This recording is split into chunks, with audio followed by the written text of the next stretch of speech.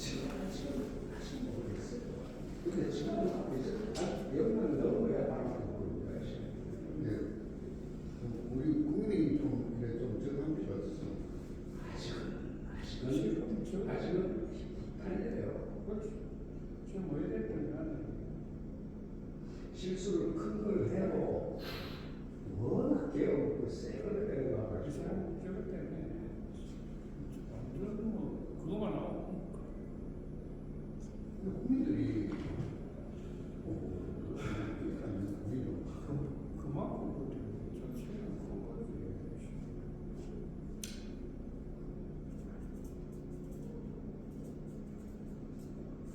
그리고 우선은 그 정서가 3분의 2 정도는 국민이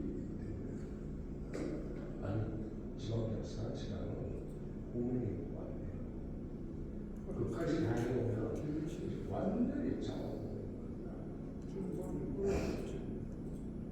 그리고 서울은 분위기는 4대 2이라도 느껴. 아직 그 다음에 마바바 때 아무튼 그렇게 말씀이세요.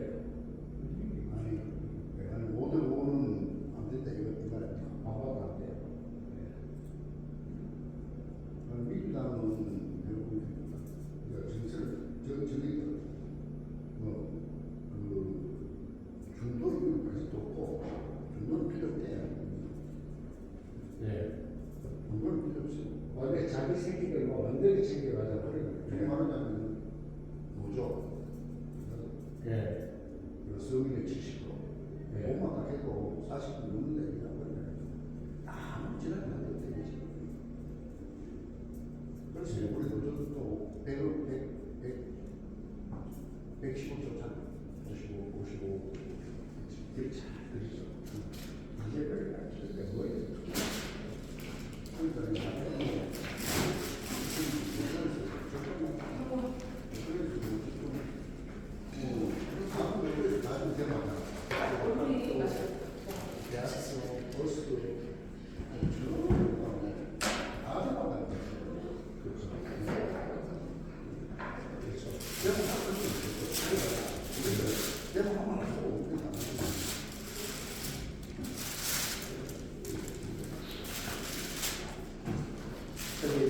네. 알겠죠. 알겠죠. 근데 우리 사업자가 한번 와면 네. 네. 전화 주세요. 네. 박 회장님 한 번도 안 뵀나? 박은걸 회장님이 네. 일이 저 코어만 하고 배지를 못 해가지고. 네. 박보상 회장이고 네. 신현 회장님. 네.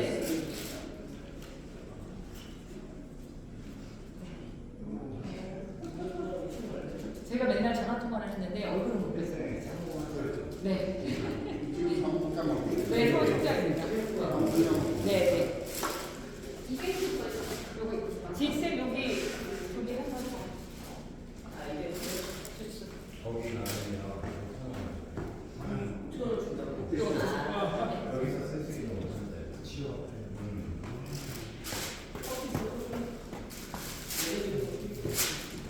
안녕하십니까 회장님. 안녕하세요. 박태수 교수님. 예. 아유 먹기로 하셨습니다. 그걸 이제 금방인데. 그래도 빡빡한 길이죠. 경북대 교수님. 수 맞아요. 박영근 회장님, 울산 남북주민단체회 회장님, 아. 전임 회장님이시고, 아이고 예. 반갑습니다. 김포 잠깐. 아 예. 현직 회장님 나오셨어요.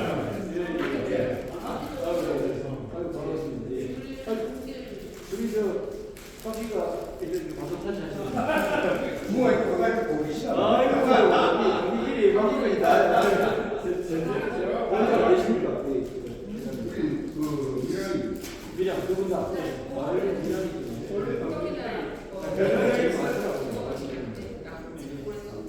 앉으십시오. 그럼 지금 우리 여기 그 대구시 유자치위원장하고 계십니다. 아니면 저는 경북대 교수님도 경상북도 지방시대 위원장. 지방시대 예. 얘기했죠. 지방시대 이런 게 아니고 그래서 저기 대통령 직속 김경수가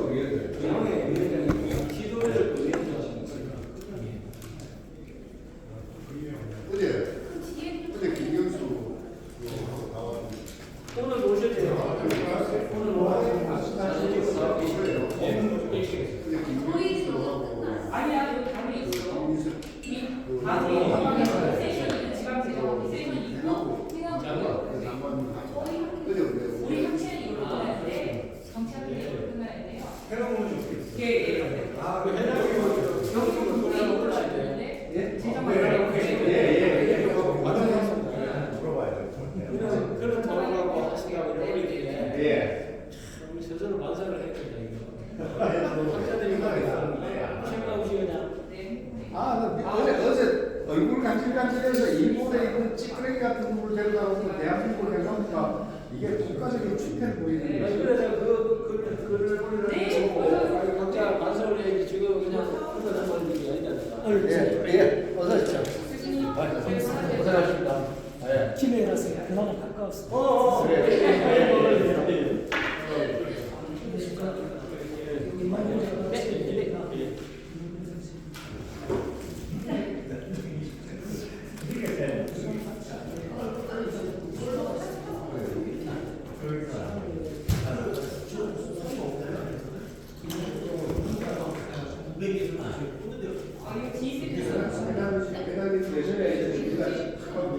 근데 지금도 전화 많이 받고 행사도 중요해요. 워낙 잘하시잖아요.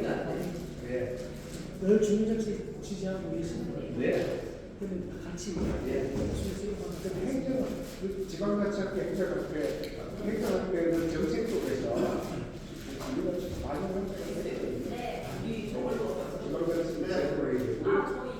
그러겠습니다. 예. 또 연락드리겠습니다. 저 부산 동네고. 의사 똑같잖아요. 자, 회장님 바쁘신데. 예. 오늘 잘하십시오. 울산까지 다 이렇게. 전국이 전국 방송. 전국 대장들 전국 회장. 전화 가면 전화 때는 다 출전과 출전 다 있고 제주도 가면 제주 때는 다 있어. 모른 척해서 그러지. 가서 아시다고 다 나와. 손 안 잡았어. 뭐 거물들을 만난다고 난 아는지는 않아. 나 미치게 내가 이거 실수. 아이고 회장님 나중에 아니, 거물이라고. 저기 학교 지방자치 학회를 출마하시고. 그래. 네. 거물로 가면 이제 그거를 만나고 이제 제가 무슨 그 우리 다른 거물들 만나니까 아유 제가 큰 실수. 내가 이제 그만하니까. 이제 그렇죠. 편안하시니까 모시고. 안 그러면 하나 그런 서면 이야기- 없으시죠? 안 그러면 그런 이야기 내가 어떻게 하겠어요? 실력이. 대선이니까 제가 꼼짝. 아니 거기서 살아 계시더라고요. 예. 어떤 거야? 그 100세 가까이 안 되셨어요? 거기 봐. 그렇죠. 구시가 없어요. 출전가 없네. 야, 우리 전설에 우수공생이고 구수이신 그림 나이 차이가. 두 가지. 오승 선생님보다가 더 고친이네요. 오수고 선생님보다 저 누구 강신대 교수는 몇 살 위다. 강신대 교수보다 몇 살 위가 없는 그거 몰라서 비슷한 연대인 줄 알았는데 정말. 아니 중요하지 않지. 어우 살아 계시다는 얘기 듣고.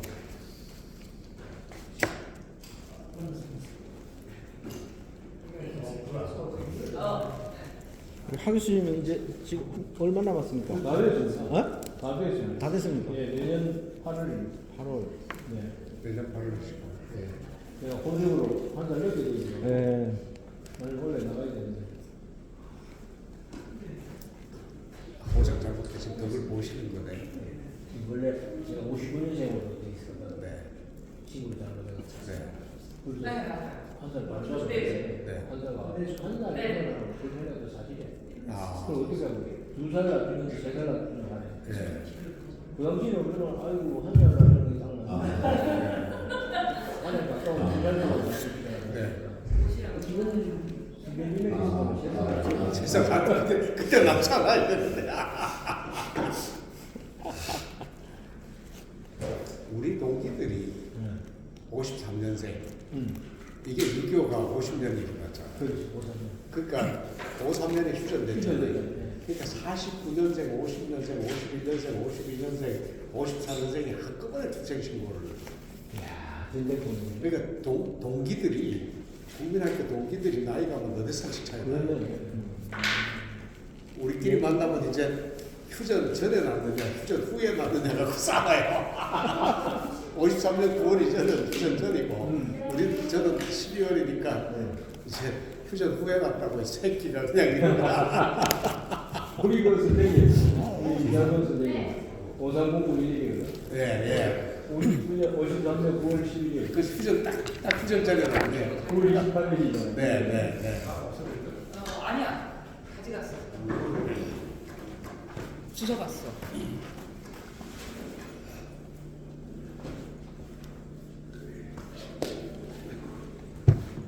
아이고.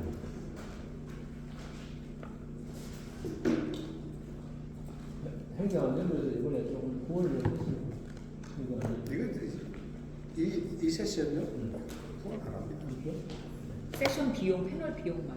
패널 비용만. 네. 오늘 비용을 내는 거죠? 네, 패널 비용은 행안부에서 지급합니다. 아, 네.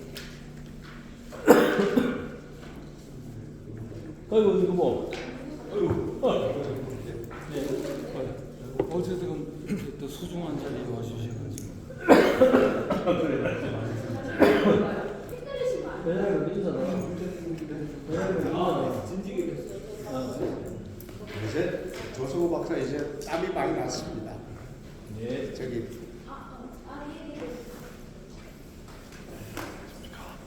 뭐 일이 그래 바쁘다고? 오 원장님 어. 좋습니다. 아 좋습니다 원장님. 네. 안녕하세요. 네. 원장님. 그래. 아이고 뭐 연생 안 하게 되고. 교수님 패널이 있기 때문에 원장님 저 저는 네, 저녁 시간 또 있어요. 또 있어? 아이고야. 나는 바로 갈 거야. 마치자마자 갈 거란다. 예 원장님한테 주시고 올라오시고. 내일 또 뭐 행사가 있어. 예 그렇게 하겠습니다. 내가 보여줄까? 뭐요? 뭐 하나 보여줄까? 네. 그제 월요일 날 주재봉 박사를 만났잖아. 네. 주재봉이. 예. 그걸 나한테 하나 추천을 해서. 뭐요? 아, 그래서 내가 나 저한테 한 번도 얘기 안 하고. 의심도 안 하고 샀어. 의심도 안 하고. 그 지금 이래 돼 있어. 아, 이틀 만에. 네? 12.6. 그들 앞으로 웃기는 거예요. 이걸 2배 드셨어요. 그래. 두 배 주고 팔고 또 이거 샀는데 이제 또좀 올라가서 또 오늘이다 또 누구 하나 추천해 주네. 하이드 교수님 맞죠? 교수님 사인. 원장님 저 가보겠습니다.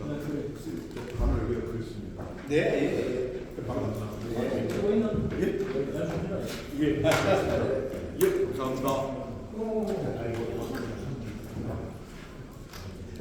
네네.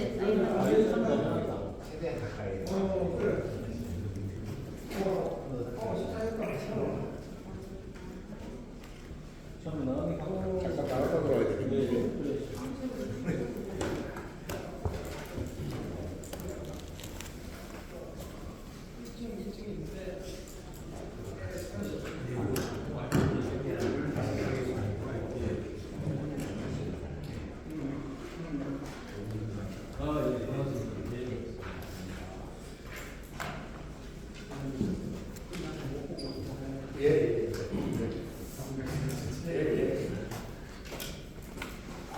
알았어. 교수님 책자 갖고 가세요. 교수님.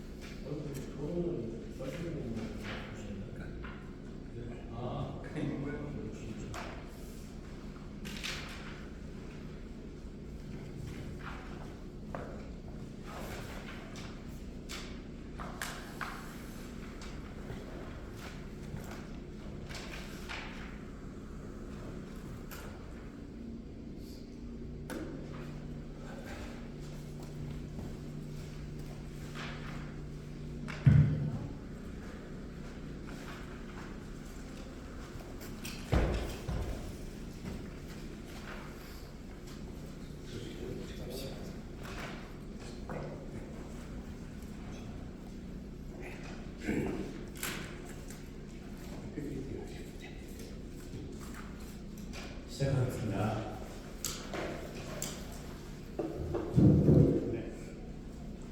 예, 지금부터 그 K 밸런스 2025 지방정치 30주년 학술대회 이제 주민자치 제도 정립과 활성화하는 세션을 시작하도록 하겠습니다. 그러기 전에 이제 주민자치 소식을 잠시 좀 말씀드리면 목영종 2000 국회의원이 이제 주민자치 법을 하나 발의했다고 방금 전에 들었는데 진전이 아무것도 없습니다. 여전히 주민자치회는 주민이 만드는 게 아니라 나치장이 만드는 거고 주민자치 회장도 이제 공개모집에서 공무원들이 심사해서 선정하겠다는 겁니다. 이제 이걸 보면서 주민자치 회장을 주민들이 직선하는 것은 아주 상식적이고 기본적인 건데 왜 이런 일들을 하지 못할까? 제가 이제 분석해 보면 이제 주민자치 회장을 하나 직선하게 되면 군면동의 정치나 행정이 무너진다고 생각을 하는 것 같고요. 그래서 이제 제가 어느 국회의원님한테 말씀드렸습니다. 주민자치 회장을 하나 직선해서 무너진 군면동 행정체계 같으면 지금 무너뜨리는 게 낫고 주민자치 회장을 직선해서 무너진 정치체계 같으면 지금 무너뜨리는 게 낫지.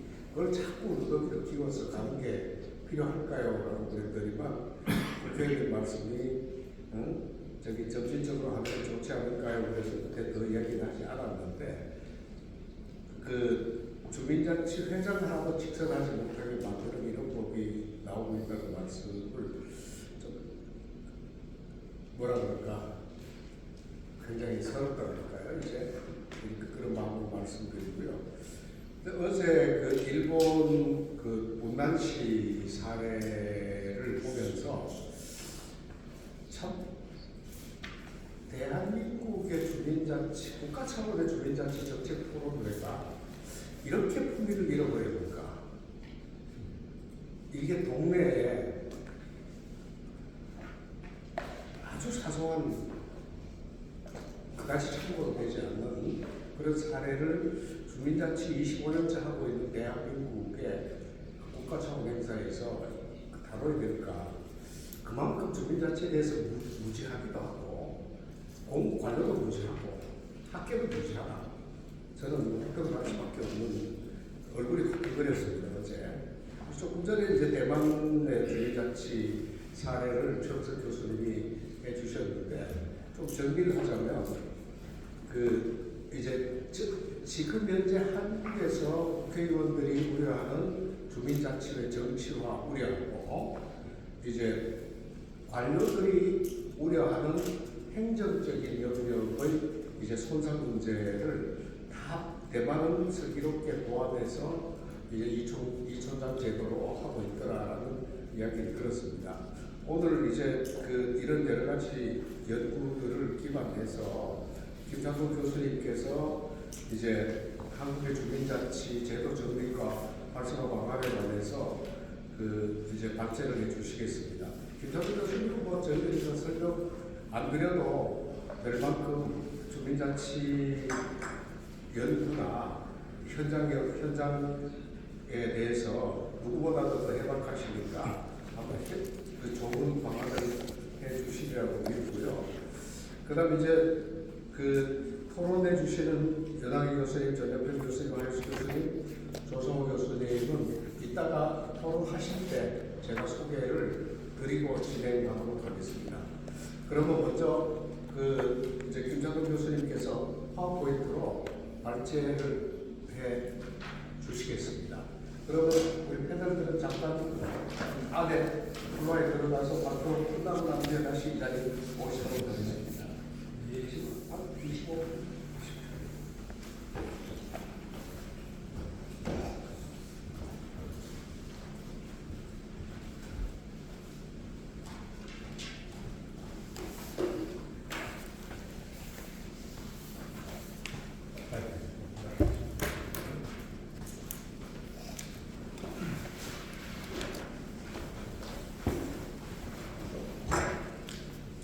네, 방금 소개받은 임찬호입니다. 오늘 제가 발표를 드려가는 것은 주민자치 제도 정립을 어떻게 해야 될까, 또 활성화 어떻게 해야 될까 하는 주제입니다. 우리 한국에는 이미 전사지 회장님 말씀하셨듯이 주민자치에 대한 연구라든지 또 현실 속에서 한 25년 이상 이렇게 해서 사실은 다 나와 있는 거예요. 나와 있는데 어떤 제도를 선택할 거냐, 이 선택이 참 쉽지 않은 것 같고요. 이 선택이다라고 하는 것은 결국 거기에 대한 책임, 부담 이런 것들이 다 같이 얽혀 있는 부분이어서 결단이 쉽지 않고, 또 하나는 현재 우리가 익숙한 거를 이게 바꾸어 나간다라고 하는 게 이게 또 쉽지 않은 것 같아요. 그러다 보니까 알고는 있는데 어떻게 해야 되는지에 대해서 알고는 있는데 말을 디디기가 쉽지 않은 것 같아요. 여기서 이런 고민이 생기는 것 같아요. 현재 있는 제도 내에서, 틀 내에서 뭔가 주민들과 시민사회의 주민자치에 대한 역량을 키울 수 있는 방향으로 갈 거냐, 아니면 이게 이렇게 해가지고는 안 되니 그 본질을 회복하려고 하면 현재 틀 자체를 무너뜨리고 새로 만들어야 된다. 이 선택을 할 거냐 하는, 이 선택도 그냥 단순한 미시적 선택만이 아니라 거시적 선택도 해야 되는 이런 고민들 때문에 이 문제가 쉽지 않은 것 같다라고 하는 거죠.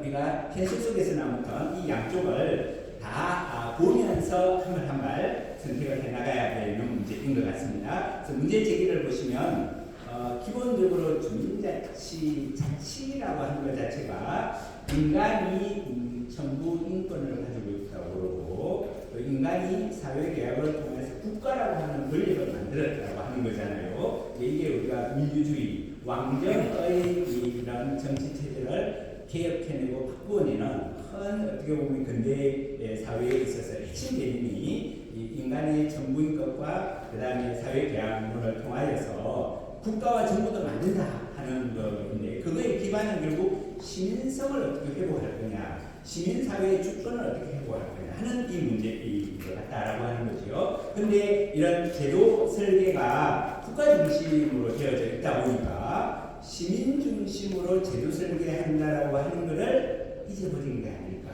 그러나 우리의 뭔가 인간의 내면과 잠재력의 깊은 데에는 이게 있다라고 보는 사람들이 자치를 연구하고 자치 철학을 이야기하는 사람들이지 않을까 하는 겁니다. 그게 두 번째 다루려고 하는 거고, 세 번째는 지금까지 우리가 해왔던 주민자치에 대한 이런 현황 구조를 한번 조금 각도들을, 또 기존의 선행 연구들을 많이 해오시면서 비판하셨던 내용들을 좀 이렇게 들여다보면서 재미있게 보자라고 하는 거죠. 그렇게 한 다음에 이 오늘의 주제인 활성화, 이런 걸 어떻게 할 거냐. 아까 제가 두 개의 창의를 가지고 하자라고 했는데 그런 내용들을 좀 담아보려고 합니다.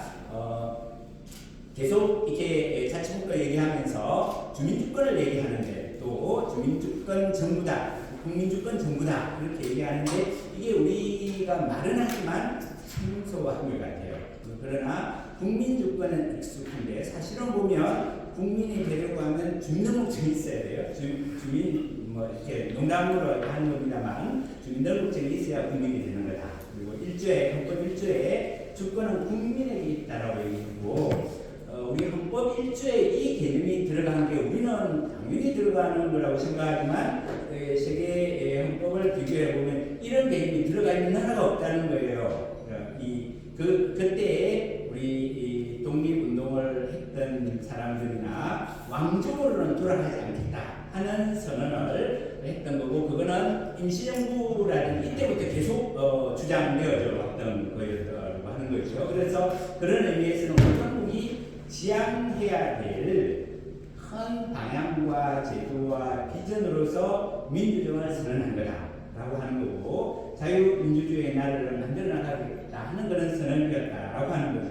그렇다고 하면 이 주민자치의 문제도 이 문제, 한국의 이런 헌법 정신을 구현하고 성숙해 나가는 그런 과정 속에 있는 우리에게 남겨져 있는 과제다라고 하는 거죠. 그런데 현실은 이렇게 보면 뭐 우리 한국도 그렇지만 다른 선진국도 마찬가지인 것 같아요. 온전한 민주주의의 나라, 민주주의의 승수, 이게 쉽지 않은 것 같습니다. 개혁을 하기도 했는데 또 남겨져 있는 과제들이 있는 것 같고, 그런 의미에서 제도의 오류를 찾아내면서 지속적으로 민주주의라고 하는 것은 발전을 위해 성찰해 나가야 되는 문제이지 않을까. 우리가 인간이 왜 사느냐, 행복을 위해서 산다라고 하는데, 이 행복이라는 문제는 어느 한순간 다 얻어지는 게 아니라 우리가 생명이 있는 동안에는 지속적으로 발전을 향하여서 나아가야 되는 문제인 것처럼 이 민주주의라고 하는 것도 그런 문제이겠다. 그런 의미에서 뭐 지방자치 35주년인데 사실은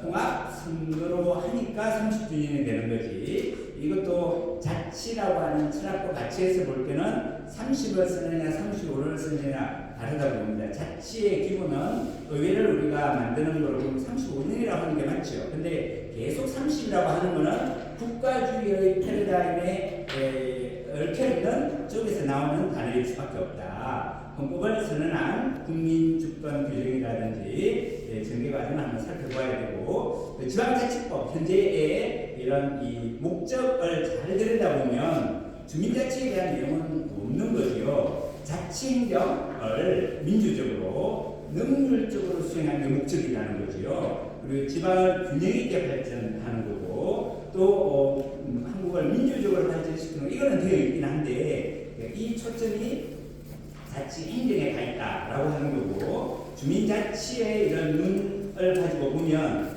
우리 전상기 회장님이 막 이렇게 엄청난 사제와 학자들을 다 연결하면서 9가지 기준을 만들어내었는데, 이러한 것이 지방자치법에는 규정되어 있거나 설계에 반영되어 있지 않다라고 하는 것이죠. 그래서 현재는 관리, 행정관리라는 관점에서 지방자치를 바라보고 있고, 또 그 외곽에 있는 제도인 정당법, 공직선거법 이런 것들이 지방자치의 구조에 심대한 영향을 미치고 있는데, 이런 이 지방자치의 논의들을 이런 정치적인 것을 빼고 얘기를 계속 하다 보니까 뭔가 하는 것 같지만 30년을 해왔지만 전혀 진전이 없고 오히려 왜곡된 구조가 되고 있더라라고 하는 거죠. 그걸 다른 표현으로 하면 단체자치 패러다임으로 설계된 지방자치였다라고 하는 거고, 자치를 하는 주도자가 주권자가 아니라는 거죠. 단체로 지금 되어 있는 거잖아요. 그래서 단체자치의 주권자는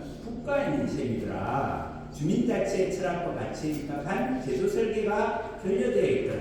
그래서 주민에 의한, 주민을 위한 주민의 자치로 제도 설계가 되어 있더라라고 하는 거죠. 이렇게 되어져야 시민성이라든지 시민사회의 주권성을 회복할 수 있는 것이 가능할 것 같다라고 하는 거죠. 그리고 또 지방자치 영역에서 민주공화정의 지속 가능성을 확보하기 위해서라도 주민자치 패러다임에 의하여서 새로운 제도 설계가 긴급하고도 지급하다라고 하는 거지요. 바로 현재의 시점을 이러한 시대적 전환점으로 본다라고 하면 이런 이 주민자치의 본질이 뭐지, 토대가 뭐지, 그리고 이 현실과의 이런 괴리를 보면서 현재 막 나와 있는 이런 제도의 백화점 같은 대안들 속에서 어떤 초이스를 할 거냐, 그리고 프라이오리티를 어떻게 잡아갈 거냐, 이 문제는 우리 이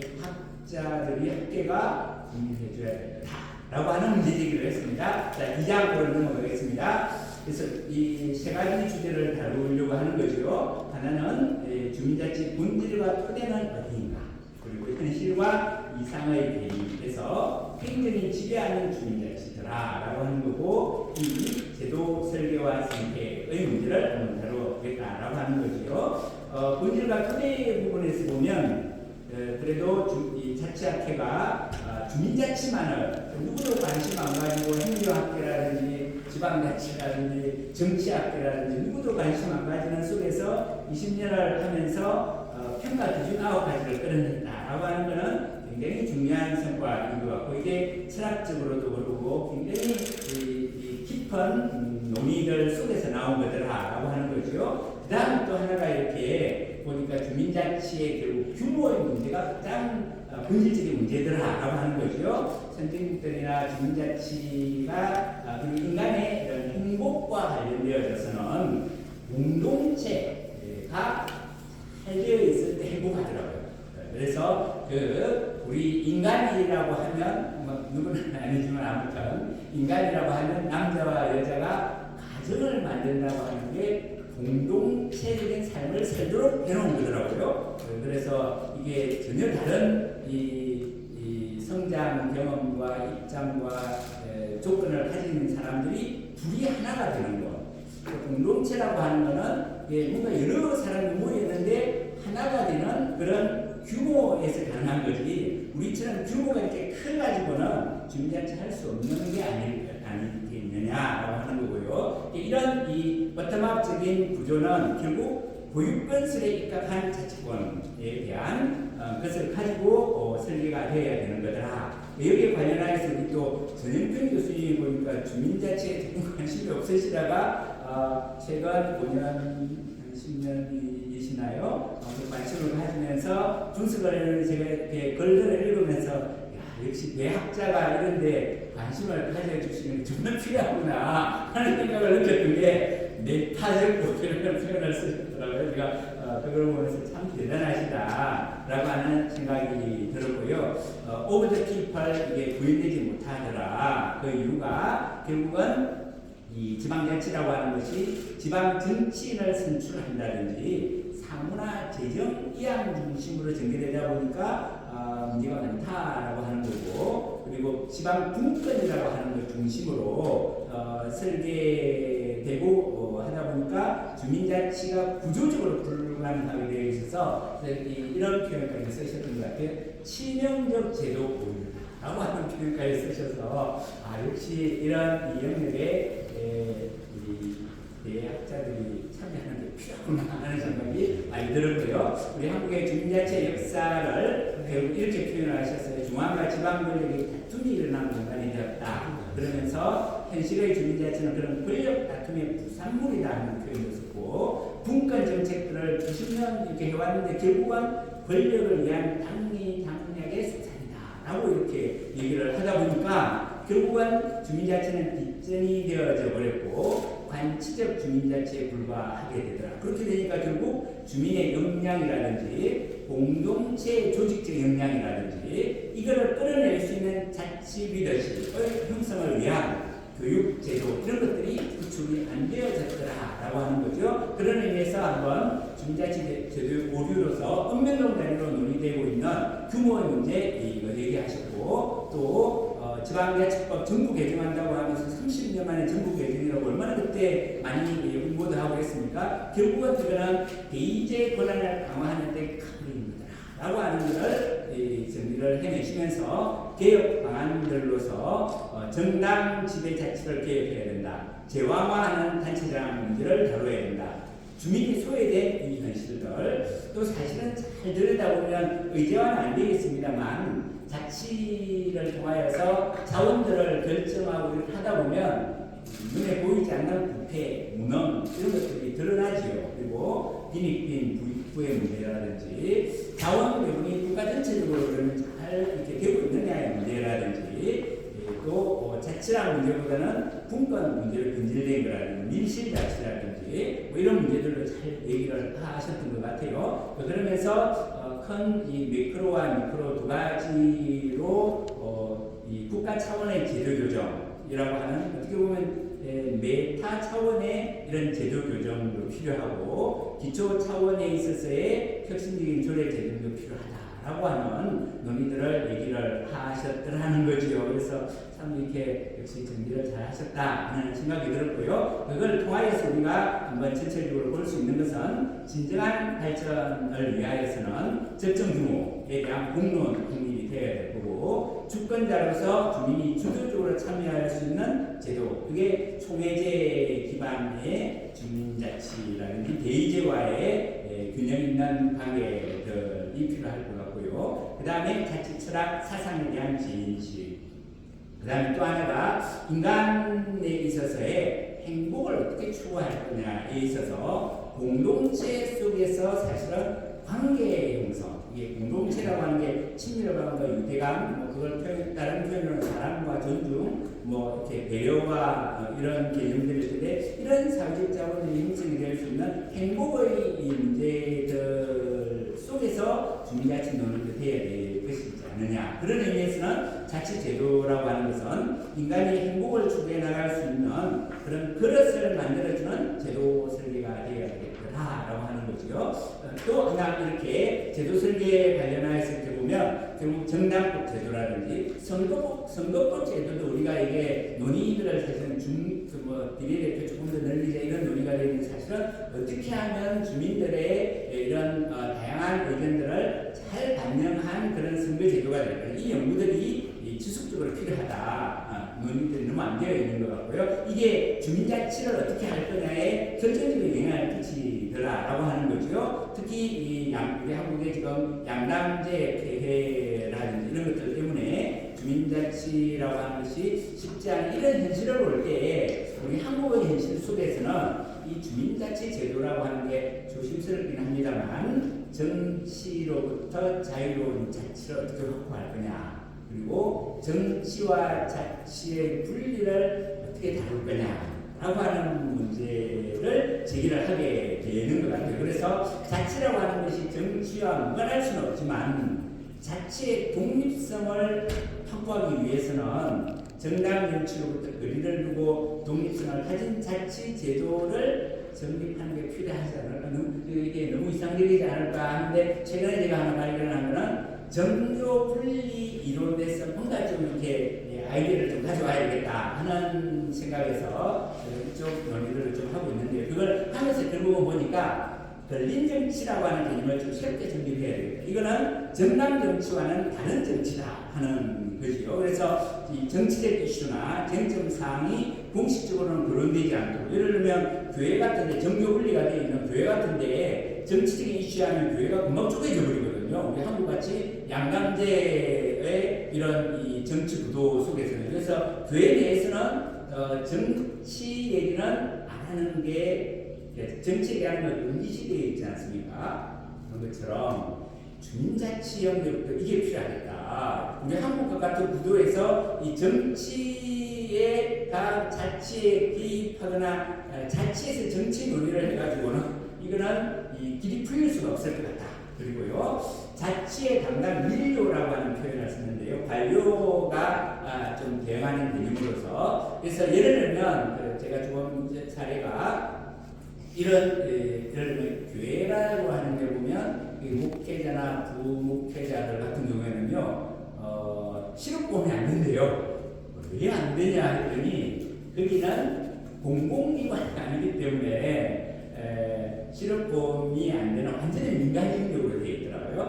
우리 주민자치도 이렇게 하면 안 될까? 예를 들면 민료들은 정치적 중립성, 정당적 중립성을 견지해야 된다라고 하는 그래서 그걸 가지고 직무를 수행할 수 있도록 제도화한다. 그리고 이걸 어릴 때는 자율적 취입권을 발동한다든지 공정성과 독립성을 확보하기 위한 자치체 연합이나 협의체 같은 데서 독립된 조금 과감하게 나갔습니다만 재판권을 주도록 한다든지 이런 이야기들도 한번 생각을 해보았습니다. 그리고 정당법 개정이라든지 이런 논의들 현재 정당법은 62년에 제정이 되어져서 지역 정치를 법적으로 동시에 하고 있어서 시대 착오적이다 하는 부분이 있는 것 같습니다. 그래서 이런 읍면동이나 통리 단위의 주민자치 제도화를 할 때 한 5분 내로 끝낼까요?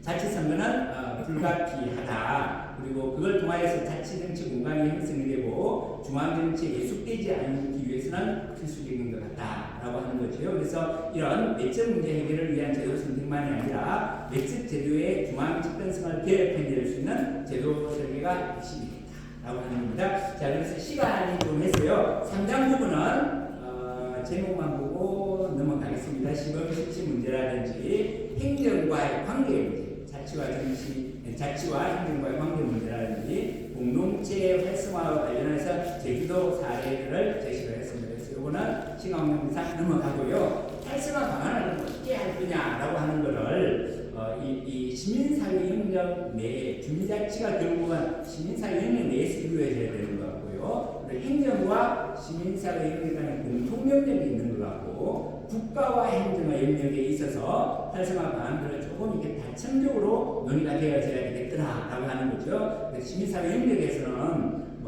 일단은 우리가 현실적으로 작동되고 있는 자신력을 가지고 있는 게 뭔가를 보면 아파트 입대비라든지 초중고 학군이라든지 이런 부분들을 주권성, 주민주권을 가지고 할 수 있도록 활성화를 해야 된다라든지 제주도의 리자치라고 하는 구조와 설계를 확장한다든지 또 하나는 통이장이라고 하는 걸 선수직으로 하자든지 이런 좀 현실 제도 속에서 그리고 또 이 읍면동장 같은 경우에는 주민총회 스스로 공직 전문가를 선출하고 시군구의회가 동의하도록 한다는 이런 방안들을 통하여서 현재 시민사회의 역량들을 좀 높일 수 있는 그래서 특히 우리 베이비붐 은퇴자들이 전문성과 사회 경험을 바탕으로 참여할 수 있도록 그리고 이게 결국 핵심은 인문학과 고전 철학에 기반한 마을의 지성과 지혜의 선각자들을 어떻게 형성해낼 거냐 하는 것이 과제가 되는 것 같다라고 하는 거죠. 두 번째는 행정시민의 이런 공통 영역에서 보면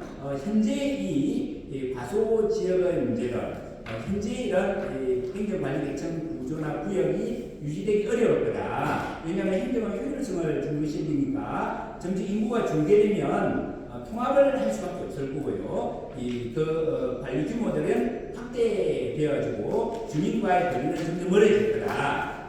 그렇게 되면 군자치를 폐지해야 된다든지 업자치나 면자치로 전환을 해야 된다든지 미단위의 주민총회 기반의 타운층을 개최한다든지 해서 주민들의 그 가까운 단위로 가서 이 문제들을 극복해야 될 거다. 그 대표적인 사례가 전북 진안의 중평마을 같은 경우에는 행정이 미치지 못하는 공간에 마을 공동체 자체가 이루어지는 사례가 있더라는 거죠. 그래서 이런 사례들을 가지고 볼 때 행정과 자치의 관계, 그래서 행정이 손을 내지 못하는 남겨진 영역들을 주민들이 공동체를 이루어서 주민자치를 가능하게 하는 경계 조정의 역할을 행정이 해야 되겠다라고 하는 거죠.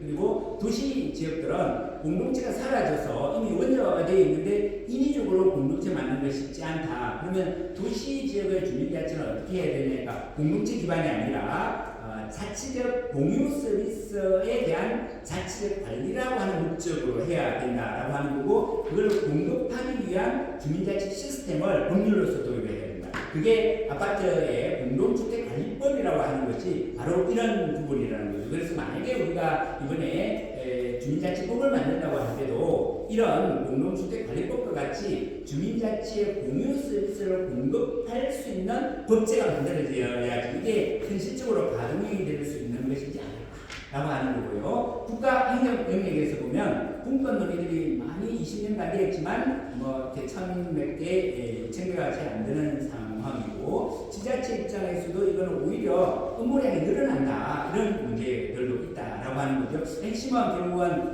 주민이나 자치체 역량 전가가 되어야 되는데 이게 안 되고 있더라라고 하는 거죠. 그래서 이 행정 분권으로는 한계가 있더라 주민자치 활성화가. 그래서 그걸 할 수 있는 방법이 뭐냐 하니까 결국은 이 대표성이 분권이 되어야 된다. 그래서 입법 분권의 논의가 되어야지 행정 분권 논의만으로는 주민자치가 활성화되기 쉽지 않다. 그리고 이게 되려고 하면 중앙과 지방 정부 간 관계 재설계 주민자치의 문제를 시작했지만 사실은 굉장히 큰 거대 담론들을 손을 대야 되는 문제들이 있더라라고 하는 거죠. 그리고 입법분권의 관점에서 보면 정당 공천제가 문제가 되는 거죠. 딴 데는 다 행정권에가 분권한다고 해놓고 정당에서 이게 아주 중앙집권적으로 해버리니까 지방자치 30년이 역행하고 있는 대표적인 제도다. 이 정당제도 법제 이거 바꿔야 된다라고 하는 거고요. 그리고 또 하나가 주민자치 활성화를 위해서는 정당이 불개입하고 자치를 위한 다양한 이런 것들이 가능한 연합을 허용해 주어야 된다라고 하는 거죠. 그게 가능하려고 하면 지역 정당들이 입법화가 되어져야 되는 뭐 정치학의 논리를 보면 그래서 이게 다양한 중앙정치와는 좀 분리된 지방협파가 일단은 좀 만들어져야 되지 않을까라고 하는 게 결론입니다. 주민자치의 이 설계라고 하는 것은 권위주의적인 설계자의 철학을 옛날에 가지고 있었다고 하면 21세기 주민주권 정부의 구축을 위해서는 새로운 민주주의의 자치제도 설계가 필요하고 시민사회 영역의 핵심 가치와 철학, 주민주권 패러다임에 입각하여서 공동체 기반의 자치 시스템이 설계되어야 되겠다라고 하는 거죠. 그렇게 함으로써 풀뿌리 민주주의가 견고해지고 근린 계층의 자치 경험을 기반으로 자치 리더십이 형성이 되어져야 되겠더라라고 하는 거죠. 그래서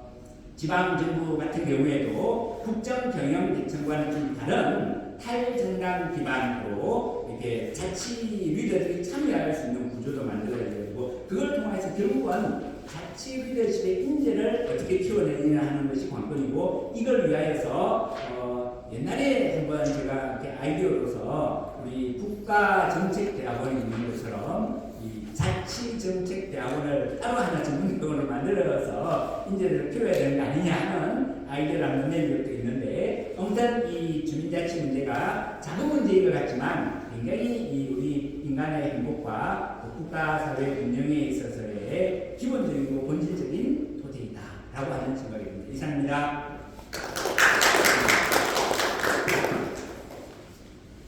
예, 고생하셨습니다.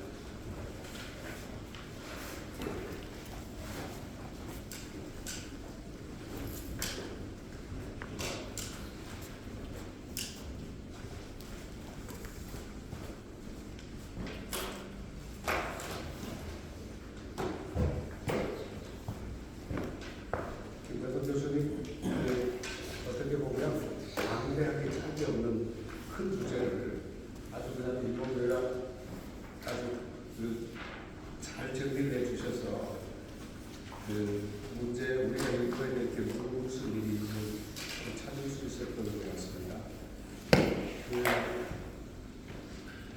이제 김정근 교수님 말씀을 들으면서 느꼈던 중에 하나는 이게 탑다운으로 구축된 행정체계하고 바텀업으로 구축된 행정체계가 한인 비교에서도 나오는 것 같습니다. 그 바텀에서 업으로 올라갈 때는 지방자치단체 숫자가 엄청나게 많아져요. 위에서 내려올 때는 효율성을 주동하기 때문에 자치단체 수가 적은데 한국은 조선하고 거의 차이 없습니다. 일본은 막부제도 때 있던 그때하고 지금하고는 통폐합 정도로 이렇게 문건이 지방이 많이 돼 있으면 그까지 한번 연구해볼 필요가 있을 것 같습니다. 저기 토론 시작하도록 하겠습니다. 하야수 교수님께서 제일 먼저 좀 부탁을 올리겠습니다. 네. 제가 보기에는 한국의 주민자치 문제는 하야수 교수님께서 답을 주시면 아마 다 풀리실 것 같습니다. 부탁을 아유, 이거 그냥 하면 되는 거. 네, 그래. 그래서 물론이가 좀 될수 있지. 아유, 감사합니다. 그리고 그 정도는 아닌데 오늘 문제 기회를 주셔서 감사드리고요. 회장님께.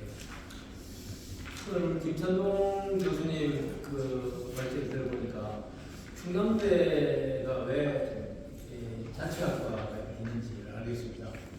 다른 대학에는 뭐 행정학과밖에 없습니다. 행정학과가 지금 자치학과가 좀 살아있습니다. 네, 그렇죠. 도시자치학과가 살아있는 걸로 볼 때 여기서 아마 우리 지방자치, 주민자치를 제대로 이루는 대한민국의 아마 산신되지 않을까 이런 생각을 하게 됐고요. 제가 이 말씀을 드리면서 제가 생각나는 게 이것입니다. 우리 김찬동 교수님도 우리나라 헌법 제1조를 딱 내세워서 논리를 풀어가셨는데 저도 헌법 1조 대한민국은 민주공화국이다. 이 선언적 규정에 불과한 것 같아요. 사실 그 공화국 공화제를 그러면은 글자 그대로 풀이해도 둘 이상이 화합하여 공동으로 결정하고 통치한다 이런 개념이 포함되어 있는데 우리는 간접민주제를 하기 때문에 그냥 허울로만 공화제지 실질적인 공화제가 안 이루어지고 있거든요. 그 실질적인 공화제가 이루어지는 어디서 지방 차원에서 주민자치가 돼야 된다고 봅니다. 주민자치가 돼야 실질적으로 주민이 같이 함께 동시에 참여하는 것이고요. 또 하나 두 번째는 그러면은 주민들이 같이 결정할 수 있는 그 어떤 역량이랄까 그 마인드랄까 이런 게 갖춰져야 되는데 나는 그것을 주민자치 교육도 해야 됩니다만 그 협상 교육을 해야 된다고 보거든요. 협상이라는 게 우리는 뭐 흔히 말해서 그냥 긍정이나 하고 밀고 당기고 양보만 주고 받은 걸로 알고 계시는데 서로가 원하는 바를 그냥 이슈에 집중하면서 서로 원하는 바를 캐치해서 그것을 최대한 반영한 상생 대안을 찾아내는 거거든요. 상생 대안을 찾아내지 않으면 내 갈등이 없다고 끝납니다. 참여를 시켜놔도 공동 결정을 못 해내는 거예요. 그러면 그런 협상 교육하고 주민자치를 실현해야지는 공화제가 제대로 구현된다고 보는데 그것들이 안 되고 있다. 그런 점에서 본다면은 이게 그냥 주민자치가 우리 그 헌법에 규정하고 1조에 규정하고 있는 이것들을 제대로 구현하기 위해서는 반드시 필요한 요소 중에 하나다 이렇게 보고요. 두 번째는 같은 헌법 내에서도 저는 그 헌법 제 118조, 17조, 18조가 지방자치에 관련된 규정인데요. 이런 규정들이 1조하고 안 맞는 것 같아요. 1조하고도 안 맞는 것 같고 시대의 변화도 반영하지 못한 것 같습니다. 지방자치 제외하는 대표적인 구조조가 여러분 잘 아십니다만 59조 도시공주주의고 117조 법령우선주의 118조 지방의회주의입니다. 이 지방의회를 준다고 되어 있습니다. 완전 끝판왕이죠. 주민자치를 옥죄는 끝판왕입니다. 우리 주민총회는 인정하지 않는다는 겁니다. 그렇다면 우리 전상직 회장님이 평생을 바쳐서 지금 주민총회, 주민자치 이걸 강조하고 계시는데 이거는 만약에 우리가 구성한다 하더라도 법인격을 갖는 실질적인 그 효력을 갖는 결정을 해내기가 어렵습니다. 그런 점에서 보면은 헌법이 안 맞다. 헌법을 빨리 제정하는 개정 작업을 해야 된다. 그 정치인들도 그렇고 대통령도 그렇습니다. 지방자치단체라는 말을 실어서 지방정부라는 말을 쓰시오. 아니 그렇게 이야기할 필요가 없어요. 개헌 작업을 하면 자연스럽게 해결이 됩니다. 지방자치단체라는 말이 헌법에 딱 규정되어 있기 때문에 그 말을 써나간다고 그게 쓰지고 뭐 지방정부가 되고 그렇게 안 되니까 하여튼 제가 볼 때는 그 당시에 89년 헌법 개정할 때 지방자치 경험도 인천했고 주민의 자치의식도 낮았고 지방자치가 언제 부활된지 불확실한 시점에서 만든 그 헌법 조항이기 때문에 그리려니 이렇게 자유할 수 있습니다만 그렇지 않습니다. 오늘날 헌법 개정 검토에서도요 주민자치라든지 주민총회 규정에 대해서 비중 있게 다루고 있지 않습니다. 그러한 점에서 보면 우리가 그 헌법 제1조 정신이라든지 주민자치의 기본적인 정신을 우리가 상실하고 있다 이렇게 보입니다. 그러면 헌법 개정 때까지 기다려야 하나 그렇지는 않다고 봅니다. 물론 헌법은 헌법대로 개정 작업을 해야 되겠습니다만 저는 개정되기 전에라도 법률에 따라서 주민총회를 구성할 수 있다고 봅니다. 예를 들면은 헌병동 단위의 주민총회제를 도입하는 대안이 이제 가능한데요. 이 경우에는 헌법이 바꾸기 전에는 온전한 법인격을 갖는 자치단체를 보기는 어렵지만은 어쨌든 자치권을 부여한 주민자치단체의 유상을 가질 수 있다고 보기 때문에 헌법이 개정될 때까지 마냥 기다릴 필요는 없다고 보고요. 그러면 주민총회제가 어떤 실효성을 가질 것인가? 일단은 지방의회와 병행이 될 수 있지만 굳이 지방의회를 저는 구성할 필요, 읍면동 단위로 구성할 필요가 없이 주민총회제나 우리 김찬동 교수님이 말씀하시는 주민 공동의회를 하든 뭐 이런 거 어떻게 붙이든 그렇게 하면 되는데 아까 전상직 회장님이 고민하신 사항 중에 하나가 직선제를 하게 되면은 이게 뭔가 설중직이 늘어난다 이런 걸 만들고 해요. 우리 그 대학부 관료들도 그렇고 공무원들이 대체로 그렇습니다. 근데 굳이 지금 단체장 뽑듯이 지방의회 의원 뽑듯이 그런 선거를 하지 않고도 충분히 됩니다. 그냥 총회, 그야말로 총회에서 뽑아내는 거거든요. 총회에서 사람들이 모여서 총회에서 뽑으면 되기 때문에 굳이 뭐 그렇게 거창한 절차와 논의를 거칠 필요도 없이 가능하다. 그렇게 되면 주민총회는 우리 김선동 교수님이 말씀하신 우려하시는 것처럼 정당공천제 피해를 자연적으로 우리가 피해갈 수 있습니다. 뭐 주민총회에서 보면 거의 정당공천이 뭐 필요하겠습니까? 우리들이 모여서 우리가 우리를 대표해서 일 처리할 사람을 뽑아내야 돼. 정당공천제를 저는 피해갈 수 있다고 보고요. 물론 뭐 사실 지방공천, 정당공천제도 그 국회의원들의 의지 문제이지 그 공천제 안 할 수도 있습니다. 솔직히 제가 말씀드린 거는 주민은 완전 경선제를 하게 되면 경선제에서 거기서 뽑힌 사람을 각 정당에서 주민들이 뽑았으니까 이 사람을 우리 적격성 심사에서 그 사람이 그런 문제가 없다면 우리 당의 공식 후보로 추인한다 이렇게 가면 되는데 그렇게 안 하고 싶은 거죠. 그렇게 하면 뭐 정당 정치와 주민 자체를 조화시키는 길이 있음에도 불구하고 그게 안 하고 있다. 다만 이제 우리 김산동 교수님이 지역 정당제를 제시하셨는데 뭐 일본에 대해서는 저보다 더 잘 아실 겁니다. 일본도 지역 정당 보니까 재원 확보라든지 후보자 확보가 좀 필요가 있다는 글을 읽었는데 이걸 이제 우리가 어떻게 거부하면서 만들어갈 것인가. 물론 뭐 지역 정당도 법률 개정이 필요하기 때문에 국회의원들이 허용하지 않은 건 어렵습니다. 어쨌든 그런 것들을 충분히 갖춰야 나중에 이 사람들이 핑계를 댈 때 대응을 할 수 있다 이거고. 또 우리가 아직은 지금 경시풍도가 많아요. 사실 뭐 우리 지역에 가보면 지방에 대해서 경시풍도가 크기 때문에 과연 지역당이 정당 후보를 냈을 때, 전국당 후보하고 배로서 경쟁해서 이길 수 있는 데가 몇 군데 있을 것인가 이것도 우리가 차근차근 준비를 해야 되지 않을까 이런 생각입니다. 그 다음에 재정 문제도 주민총회제를 만들 경우 재정 문제도 난관인데요. 이게 저는 한번 생각해 봤습니다. 이게 지방재정의 일정 몫을 떠면동 주민총회에 할당할 수 있는 길은 있습니다만 그가 쉽겠느냐 이런 생각을 했고요.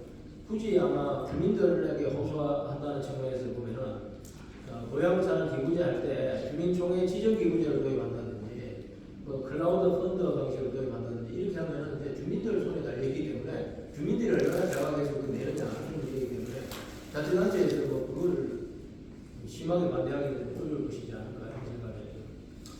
일단 저는 아까 말씀드린 대로 지방 주민자치제 발전을 위한 기본 조건을 따져보면은 결국에 이제 우리가 소멸을 좀 막아내야 됩니다. 이 소멸을 좀 막아내야 됩니다. 지방이 점점 무너지고 있어서 도시 아까 아파트 지역에서는 뭐 주민자치회나 주민총회가 거의 가능할지 모르는데 농촌 가면 굉장히 어려워지기 때문에 이런 문제를 동시에 우리가 해결해가면서 해야 되는데 쉽지 않다. 그래서 저는 제가 뭐 시도 통합에 앞장서서 맨날 하지만은 오늘 시도 통합되는 지역부터 특별법에 주민총회를 좀 담아서 할 수 있게끔 열어놓으면은 좀 가능성이 좀 있지 않을까 이런 생각을 해보고요. 아까 말씀드린 대로 마지막 정리하자면 자치 역량 강화가 굉장히 중요한데 주민들이 대화와 협상을 통해서 감정이 아닌 이슈에 집중하면서 상생 대안을 찾아내는 능력과 마인드를 기르기 위해서는 그 협상에 관련된 교육이 진짜 필요하다. 우리는 우리 학자들도 제 옆에 있는 학자들도 협상을 그러니까 아니 그게 무슨 연구 가치가 있는 거냐 뭐 이렇게 이야기하는 사람도 있죠. 자기가 아는 만큼 이제 주장하는데 그게 우리가 우리 학자들이 이 일반 사람들이 알기 쉽게 이 교재도 쓰고 봉사를 해서라도 좀 교육을 시켜서 협상 능력을 길러 나가면 그것이 과연 이제 그것이 결국에 주민자치 역량이고 공화정을 구현하기 위한 아주 기본 바탕이 되지 않을까 이런 생각을 해봤습니다. 이상입니다. 예, 알겠습니다. 정말 고맙습니다. 그 지역 정당 이야기가 오늘 눈에 띄게 나온 것 같습니다. 다음은 이광희 교수님, 정착자이신 이광희 교수님께서 주민자치 정치적인 입장에서 한번 말씀 좀 부탁드리겠습니다. 예, 감사합니다. 선거대 미래정치연구원 이광희입니다. 김선도 교수님 말씀하셨듯이 사실 민선자치 30주년이라는 게 단체장 중심의 시각이라는 생각을 정말 그 지방의회로 하면 52년에 처음 시작했고 시의회는 의지만 어쨌든 올해가 44년 차입니다. 내년 이제 최고의 도시지방선거 45년 차가 지방의회 뭐 반세기에 가까운 그래도 우리나라가 역사가 있는 셈입니다. 그런 차원에서 봤을 때 김창동 교수님이 상당히 여러 가지 말씀을 많이 주셨습니다.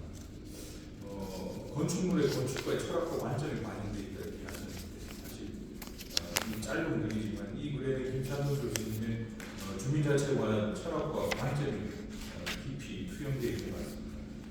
사실상 주민자치에 대한 종합적인 비전, 구체적인 설계도를 바탕으로 하나의 완전한 건축물을 튼튼하게 구축하고 있는 게 아닐까 생각합니다. 개인적인 소유는 이제 주민자치에 관해서 사실 이보다 더 완벽하고 아름다운 건축물은 없지 않을까 하는 그런 생각도 듭니다. 제가 주변 토론물을 중심으로 김찬우 교수님한테 공감했던 부분, 그리고 약간 좀 다르게 생각하는 부분을 좀 말씀드리려고 합니다. 교수님께서 특히 강조하시는 게 주민들에게 다양한 가능성을 열어줄 수 있는 주민자치 제도의 설계가 중요하다는 점을 강조하셨습니다. 그러니까 두 가지, 주민자치에서 다양성, 그리고 주민들의 자발적 참여가 핵심이다 이런 말씀하시면서 저는 상당히 이제 중요한 개념을 생각하는데 참여 방식을 외부 통제 참여 방식과 내부 통제 참여 방식으로 나누어 주셨습니다. 외부 통제 참여 방식은 그동안 저도 이제 쭉 말씀드렸던 건데 행정의 틀 속에 갇힌 주민자치 이걸 곧 외부 통제 참여 방식으로 보고 있으신 게 아닌가. 이게 상당히 그동안에 오랫동안 주민자치에 대해서 연구해 오신 부분을 바탕으로 상당히 뼈아픈 성찰이 녹아있는 게 아닌가 이런 생각이 듭니다.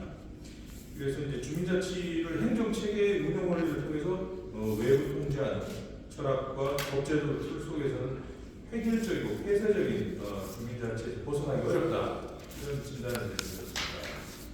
그래서 주민자치가 중요한 질적 변화를 하기 위해서는 내부 통제 참여 방식으로 전환할 필요가 있다. 이 말씀을 주셨습니다. 그대로 이제 옮기자면 시민사회의 주민자치 역량을 반영해서 지역 문제를 주민들이 자치적으로 의사결정하고 집행하며 책임도 주민자치가 질 수 있는 내부 참여, 내부 통제 참여 방식으로의 제도 설계가 이루어져야 되고 그래야 시민사회의 자치 역량과 선택을 존중하는 주민자치 정립이 가능하다 말씀 주신 전적으로 동의합니다. 그래서 외적인 통제 구조를 해체하고 치유하는 제도 정립이 필요하다는 결론에 전적으로 공감하지 않으셨다는 말씀을 드립니다. 또 한 가지 심각한 전환적인 사고가 들었던 것은 주로 이제 주민자치제도를 헌법적인 명언을 제 8장에서 2개 조문 117조, 118조에서 찾는데 여기에 가둬두면 안 된다. 지방자치 영역, 주민자치 영역 여기 가둬둘 게 아니고 또 확장해서 결사의 자유, 행복주권, 더 나아가서 아예 인간다운 생활을 할 권리로서 헌법에 명시되어 있는 그 기본권과 연계된 게 바로 주민자치가 아닌가 이런 통찰을 주셨습니다. 그러니까 사실 주민자치의 사상과 철학을 재구성할 수 있는 중요한 모티브를 제공하는 게 아닌가 이렇게 저는 생각이 듭니다. 또 하나 중요한 개념이 그동안의 행정부권의 패러다임에서는 지금 우리가 부딪히는 문제의 해결책을 찾을 수 없다. 다른 개념으로 대표성의 분권이라는 말씀을 주셨습니다. 그러니까 그동안 지방의회 권한 강화 얘기도 있고 지방의회법 제정의 얘기도 있었지만 이걸 좀 관점을 달리해서 지방의 입법권에 관한 논점을 대표성의 분권 이렇게 새로운 시각으로 접근하는 점도 상당히 신선하다고 생각합니다. 그러니까 광역정부나 기초지방정부의 국회 권한이 분권되고 광역의회 기초부에서 입법권, 조세권, 탄핵소추권 등을 추가로 가질 수 있도록 제도 개혁이 이루어져야 된다 이런 말씀을 주셨는데 상당히 중요한 관점이라고 생각합니다. 그러니까 그동안 중앙정부와 지방정부 간의 관계를 행정부 중심으로 이제 구조화했다면 이제 의회 입법부를 중심으로 재구조화하는 설계 작업이 필요하다 이런 말씀을 주신 게 아닌가 싶습니다. 그러면서 여기서 이제 논리 전개를 그런데 문제는 이렇게 대표성의 근거를 하려고 하니 문제는 정당에 의한 지방자치제도의 지배가 심해서 대표성의 분권을 가로막고 있다. 이게 중요한 요인이다.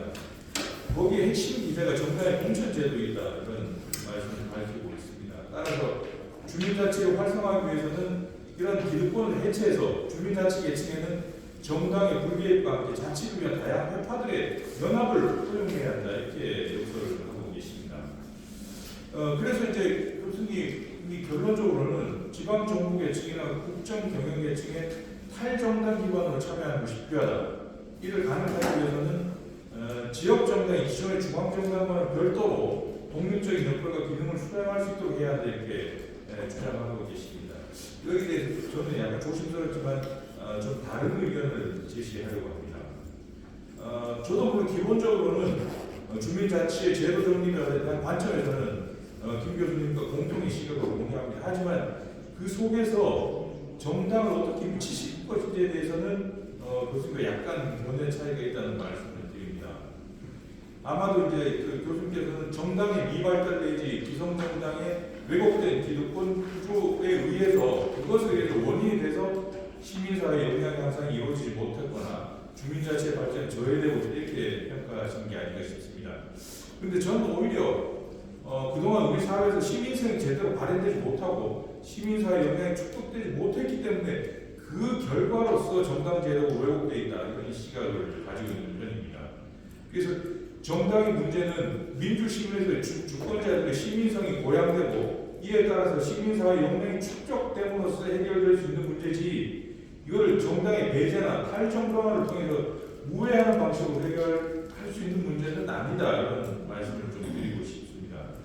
그동안 저도 이제 김 교수님 지역정당 문제에 대해서 많이 생각을 해요. 특히 한국형 지역정당 모델의 필요성을 주장해 온 바가 있는데 그러니까 이거는 제가 지역정당에 관심을 갖고 주장하는 것은 탈정당을 위한 수단이 아니고 오히려 제대로 된 정당 체계를 재구축하기 위한 방편이었다 이런 말씀을 드리고 싶습니다. 그러니까 제가 주민자치에 주목하고 주민자치 활성화에 깊은 관심을 가지고 있는 것도 그러니까 직접 대면이 가능한 친밀성의 공간에서 시민사회 영향을 키우고 그 속에서 지역 정당에 대한 경험을 공유함으로써 정당 정치의 새로운 가능성을 찾기 위해서다 이런 말씀을 드리고 싶습니다. 마지막으로 이제 교수께서는 정당 정치와는 구별되는 개념으로서의 권리 정치를 말씀하고 계시는데 저는 권리 정치가 제대로 된다면 이것이 역으로 정당 정치가 정상적으로 작동할 수 있도록 해주는 토대를 만들 수 있다 이렇게 생각합니다. 그리고 또 발표자께서 정당 정치로부터는 거리를 두고 독립성을 가진 자치제도의 정립에 대해서도 여기에서도 약간의 의문이 있습니다. 특히 이제 권리 정치에서는 정치적 이슈나 쟁점 사항은 공식으로 거론하지 못하도록 하자. 정치 얘기는 아예 뭐 금지하는 이렇게 관점을 가지고 여기도 약간 우려한다는 말씀을 드립니다. 그러니까 근린 정치와 광역 정치가 서로 다른 작동 원리를 가질 수 있다는 점에서 동의하지만 그것이 반드시 탈정당 혹은 탈정치와 관련된 것일 필요는 없다는 견해를 저는 가지고 있습니다. 물론 저도 정당 제도의 개혁이 반드시 필요하다고 봅니다. 그렇지만 그것의 구체적인 내용과 방향에 대해서는 상반되는 관점들이 있고 그 관점들 간에 풍부한 논의와 토론이 있어야 된다고 생각합니다. 그래서 주민자치 제도의 정립과 활성화를 위해서 어떤 방향의 좀 적절한지 여기에 대해서 좀 더 교수님의 좀 자세한 말씀을 좀 더 청해 들었으면 감사합니다. 예, 고마워요. 아주 예리하게 말씀을 주셨을 거예요. 정치화가 왜 부족하다는 말씀이신 것 같은데 실제 회장도 못 보고 규약도 못 만들고 이거는 정치권을 완전히 박탈해버리는 것이거든요. 이런 면에서 김선호 교수님 해야 될 좀 좋은 답변 부탁드리고 다음은 전영필 교수님 부탁드리겠습니다. 저는 정당, 지방 정당 기구시 정치 못하게 하는 게 아니라 정당 제도의 현재 폐해를 보면서도 자꾸 지방 정당을 얘기하시는 게 야심한 아닌 그게 현실적이지 않다고 생각합니다. 그런 자리를 그 부분은 좀 평소가 좀 너무나 그리고 한국 정치는 이렇게 안 맞는 것 같습니다. 오늘 김찬용 선생님이 지금 우리나라 제도를 위한 핵심은 참 마지막에 있는 활동지 그거 있는 것 같은데 저는 오늘 63페이지하고 66페이지에 있는 그걸 좀 들으시면 좋을 것 같고요. 저는 오늘 거기 앞에 최우석 교수 발표하는 부분은 굉장히 좀 이게 여기 와서 4년 동안 막 헷갈리기만 엄청나게 헷갈리면서 이게 아직까지 정리가 잘 안 되고 있는데 저는 조금 될것 같은 게 자, 이제 66페이지로 제가 이제 만들었으니까 주민자치 규모 조정 이 문제가 규모에 따라서 좀 달라지는 게 아닌가 생각하는데 첫째가 이제 마을 문제 해결형, 근린 문제 해결형, 사회 문제 해결형 이렇게 한번 나눠봤어요. 그러니까 코끼리 뭐 만들듯이 전부 다 와서 어떤 사람은 순수하게 자치를 해야 되고 했다. 어떤 사람은 그냥 그 주민자치체가 뭐 사업도 해야 되고 위탁 사업도 해야 되고 모두 해야 된다. 어떤 사람은 그거보다 크게 코로나 대응도 해야 된다. 이렇게 얘기를 지금 하고 있지 않습니까? 그러니까 저는 유형을 나눠본다면 마을 문제 해결형 이거는 소규모 규모를 보면 통일한 수준에서 얘기가 되는 그런 형도 있고 그다음에 여기서는 어떤 이슈를 다뤄야 되냐 마을 상한 이슈를 주로 다뤄야 될 것 같고요. 효과는 그 회장님이 늘 말하는 친밀감 뭐 이런 것들이 여기 있을 것 같고요. 이거를 절차체로 만들 것인가 아닌가에 대해서는 제도적인 생각을 좀 해봐야 되겠다 이런 생각하고요. 두 번째 근린이라는 것은 이제 그 마을과 마을을 연결시키는 통일의 연합이라고 할까 이런 거 정도의 그런 것도 존재하는 것 같아요. 그것도 존재하는 것 같은데 그 페리시가 한 교수님이 페리시가 그런 근린형인지 마을 문제 해결되는지 좀 궁금하기도 하고 정례회도 회장님한테도 묻는 거고 회장님한테도 일본의 정례회는 마을 문제 해결되는가 근린 문제 해결되는가 이런 생각도 궁금해서 일단 규모 문제가 조금 해결이 좀 돼야 뭐 우리가 이 방법을 좀 할 수 있지 않겠다 하고 그렇다면 규모가 중범위 정도로 이렇게 되면은 당연히 근린생활 이슈를 다룰 것 같아요. 자기 동네 마을, 옆에 마을에서 예를 들어서 환경 공해, 뭐 개발 이런 거 있을 때 그 이슈도 같이 다뤄야 되는 그렇죠? 그런 자체가 있지 않겠나. 그럼 여기서 생성되는 효과는 사회적 같은 것이 생겨나고 잘 될 경우에 이거는 제도적으로 좀 법이나 절차체화를 시켜서 등록을 할 수 하는 이런 걸로 가는 것은 어떻겠나. 그 다음에 이제 마지막으로 사회 문제 해결인데요. 아까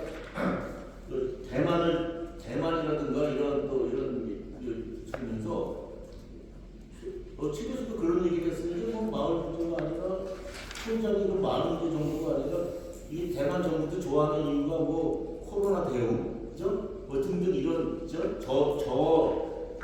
저출산, 그죠? 기본소득 이런 문제들이 또 주민자치에 해야 된다고 또 막 요새 그러잖아요. 근데 이런 문제에 대응하는 거는 우리나라의 읍면동 자치, 그다음에 이촌장제, 뭐 이런 것들이